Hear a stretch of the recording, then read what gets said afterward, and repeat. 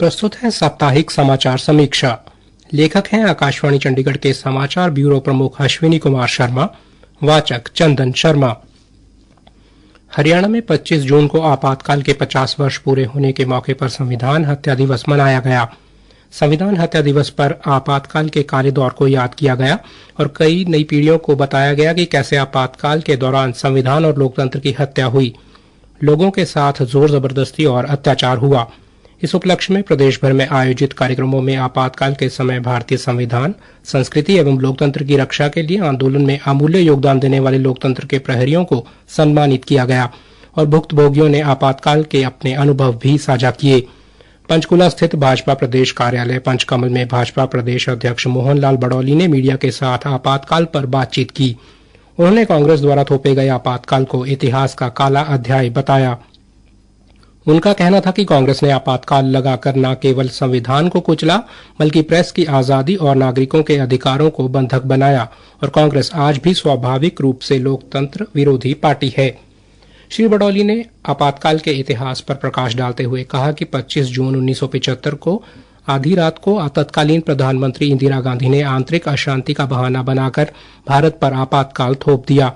श्री बड़ौली ने कहा कि इलाहाबाद उच्च न्यायालय ने इंदिरा गांधी को चुनावी कदाचार और चुनावी भ्रष्टाचार का दोषी पाया और इंदिरा गांधी की सदस्यता को रद्द कर दिया था। ऐसे वह 6 साल तक चुनाव नहीं लड़ सकती थी और न ही लोकसभा की कार्रवाई में भाग ले सकती थी। श्री बड़ौली ने कहा कि इंदिरा गांधी ने घबराकर संविधान के अनुच्छेद 352 का दुरुपयोग करते हुए देश पर आपातकाल थोप दिया। रातों रात प्रेस की बिजली कटवाई गई और नेताओं को बंदी बनाया गया।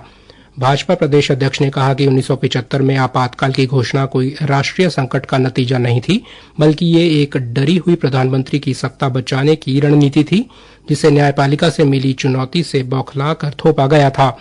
श्री बड़ौली ने कहा कि इंदिरा गांधी को चाहिए था कि नैतिकता के आधार पर इस्तीफा दे, लेकिन इंदिरा गांधी ने पूरी व्यवस्था को कठपुतली बनाकर रखने का षड्यंत्र रच दिया।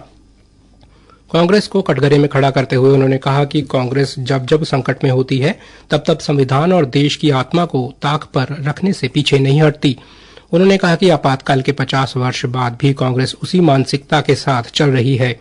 श्री बड़ौली ने कहा कि इंदिरा गांधी ने मीसा जैसे काले कानूनों के जरिए 1 लाख से अधिक नागरिकों को बिना किसी मुकदमे के जेलों में ठूंसा। विरोध करने वाले नेताओं जयप्रकाश नारायण, अटल बिहारी वाजपेयी, लालकृष्ण आडवाणी, मुरली मनोहर जोशी और राजनाथ सिंह सहित तमाम वरिष्ठ विपक्ष के नेता के अलावा छात्रों को जेलों में भरकर यातनाएं दी गई। श्री बड़ौली ने कहा कि कांग्रेस ने लोकतंत्र के साथ इतना बड़ा विश्वासघात किया, लेकिन आज भी वे अपने किए के लिए ना तो माफी मांगती है और ना ही पछतावा प्रकट करती है।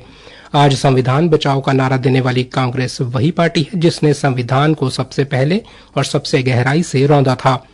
करनाल में मुख्यमंत्री नायब सिंह सैनी ने तत्कालीन प्रधानमंत्री इंदिरा गांधी द्वारा लगाए गए आपातकाल को देश के इतिहास का काला अध्याय बताया। मुख्यमंत्री ने कहा कि आपातकाल के दौरान लोकतंत्र की हत्या की गई और लोगों को यातनाएं दी गईं। उन्होंने कहा कि आज जो संविधान बचाने की बात कर रहे हैं उनकी पीढ़ियों ने संविधान की रक्षा नहीं की। पूर्व विधानसभा अध्यक्ष ज्ञानचंद गुप्ता ने कहा कि आपातकाल में कांग्रेस के इशारों पर न केवल जजों को हटा दिया जाता था पर उनका तबादला भी कर दिया जाता था। उनका कहना था कि कांग्रेस न सिर्फ अपनी सत्ता को बचाने के लिए बल्कि वैचारिक एजेंडा थोपने के लिए भी संविधान के साथ खिलवाड़ किया। संविधान में संशोधन कर धर्मनिरपेक्ष और समाजवादी जैसे शब्द जोड़े गए। ज्ञानचंद गुप्ता ने कहा कि प्रधानमंत्री नरेंद्र मोदी जी उस समय साधारण कार्यकर्ता हुआ करते थे और उनके जैसे लाखों समर्पित स्वयंसेवकों ने रातों रात रेलों में पर्चे बांटे, संदेश पहुंचाए और कांग्रेस की सच्चाई हर गांव और गली तक पहुंचाई। उन्होंने कहा कि आपातकाल गांधी परिवार की उस सोच का परिचायक था जिसमें स्पष्ट हो गया था कि उनके लिए पार्टी और सत्ता परिवार के लिए होती है, देश और संविधान के लिए नहीं। कांग्रेस की तानाशाही का विरोध केवल राजनीतिक नहीं था, ये भारत की आत्मा की रक्षा का आंदोलन था जिसमें राष्ट्रवादियों ने जान की बाजी लगाई। आपातकाल के 50 साल पूरे होने पर देश भर में अभी भी कार्यक्रम आयोजित किए जा रहे हैं। प्रधानमंत्री नरेंद्र मोदी ने कल मन की बात कार्यक्रम में भी संविधान हत्या दिवस मनाए जाने का जिक्र किया। श्री मोदी ने कहा कि आपातकाल के दौरान लोगों ने दिखा दिया कि जन भागीदारी के माध्यम से बड़े संकटों का मुकाबला किया जा सकता है। उन्होंने कहा कि ये भारत की जनता का सामर्थ्य है कि वे झुकी नहीं, टूटी नहीं और लोकतंत्र के साथ कोई समझौता स्वीकार नहीं किया। श्री मोदी ने कहा कि हमें उन सभी लोगों का श्रद्धापूर्वक स्मरण करना चाहिए जिन्होंने आपातकाल का डट कर मुकाबला किया। समाचार समीक्षा समाप्त हुई।